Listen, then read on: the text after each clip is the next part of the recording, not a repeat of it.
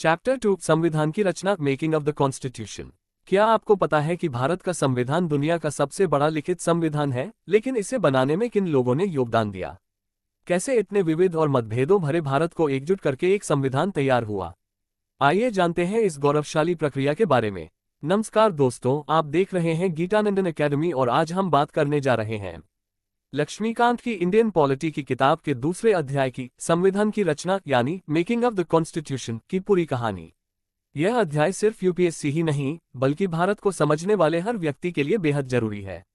1. पृष्ठभूमि और मांग, बैकग्राउंड एंड कॉन्टेक्स्ट। भारत में संविधान बनाने की मांग पहली बार 1934 में उठाई गई थी।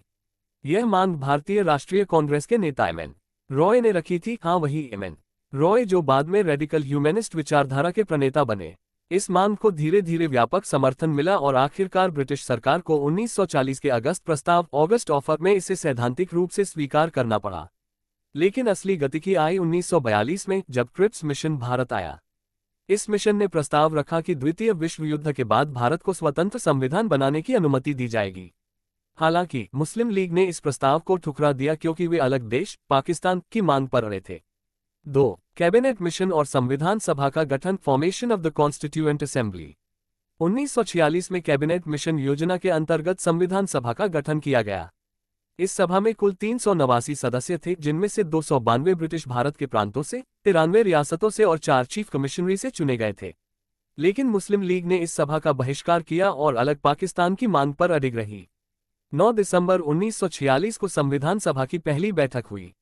इस बैठक में डॉक्टर सच्चिदानंद सिन्हा को अस्थायी अध्यक्ष बनाया गया।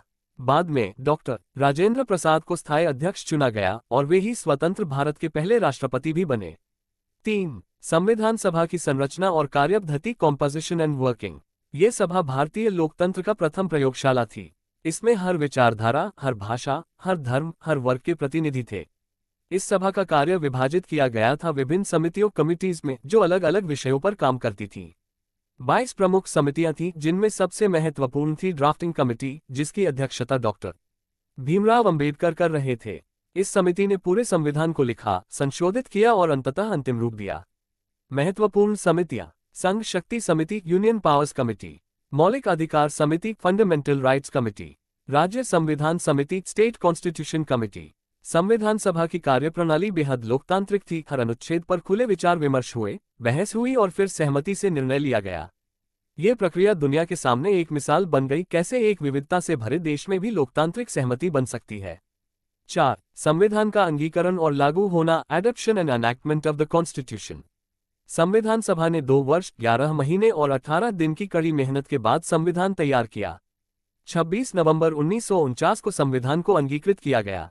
26 जनवरी 1950 को इसे लागू किया गया और भारत बना एक संप्रभु, समाजवादी, धर्मनिरपेक्ष, लोकतांत्रिक गणराज्य। 26 जनवरी को ही इसलिए चुना गया क्योंकि 1930 में लाहौर अधिवेशन में पूर्ण स्वराज, कंप्लीट इंडिपेंडेंस का प्रस्ताव इसी दिन पारित किया गया था। यह एक भावनात्मक और ऐतिहासिक दिन था। 5. संविधान की विशेषताएं और महत्व, significance of the constitution. Bharat का संविधान एक ऐसा दस्तावेज है जो देश की संप्रभुता को सुनिश्चित करता है, लोकतंत्र को व्यवहार में लाता है, समानता और न्याय की गारंटी देता है। ये केवल कागजों का दस्तावेज नहीं है, यह आकांक्षाओं, संघर्षों और सपनों का प्रतिबिंब है। इसमें भारत की एकता, अखंडता और संवैधानिक नैतिकता का सार है। 6. चुनौतियां और उपलब्धियां, चैलेंजेस और ट्रायम्फ्स। संविधान सभा को कई चुनौतियां झेलनी पड़ी। विभाजन का दर्द, दंगों का भय, रियासतों का विलय, करोड़ों लोगों की उम्मीदें। लेकिन फिर भी संविधान सभा ने एक ऐसा समावेशी संविधान बनाया जो आज भी प्रासंगिक है। 7. डॉक्टर अंबेडकर की भूमिका, role of doctor B R. Ambedkar. Doctor Ambedkar न सिर्फ ड्राफ्टिंग कमेटी के चेयरमैन थे बल्कि वे एक दूरदर्शी विचारक भी थे। उन्होंने संविधान में सामाजिक न्याय, समान अवसर और कमजोर वर्गों की सुरक्षा को प्राथमिकता दी। उन्होंने कहा था, I feel that the constitution is workable, it is flexible and it is strong enough to hold the country together. तो मित्रों, एम लक्ष्मीकांत का चैप्टर 2 हमें बताता है कि भारत का संविधान सिर्फ एक दस्तावेज नहीं है, यह एक संघर्ष की कहानी है, सहमति का प्रतीक है और लोकतंत्र की आत्मा है। संविधान सभा में भले ही अनेक मतभेद रहे हों, लेकिन भारत को जोड़ने और चलाने वाला एक साझा रास्ता तय हुआ। डॉक्टर अंबेडकर, डॉक्टर राजेंद्र प्रसाद, जवाहरलाल नेहरू, वल्लभभाई पटेल जैसे महान नेताओं ने इसे गढ़ा और हमें एक ऐसा ढांचा दिया जिसमें आज भी भारत की विविधता सुरक्षित है। अगर आपको यह वीडियो ज्ञानवर्धक लगा हो तो गीतानंदन एकेडमी को जरूर सब्सक्राइब करें। कमेंट करके बताएं संविधान का कौन सा हिस्सा आपको सबसे प्रेरणादायक लगता है। संविधान केवल सरकार का निर्माण नहीं करता, ये नागरिकों की उम्मीदों को दिशा देता है। गीतानंदन एकेडमी।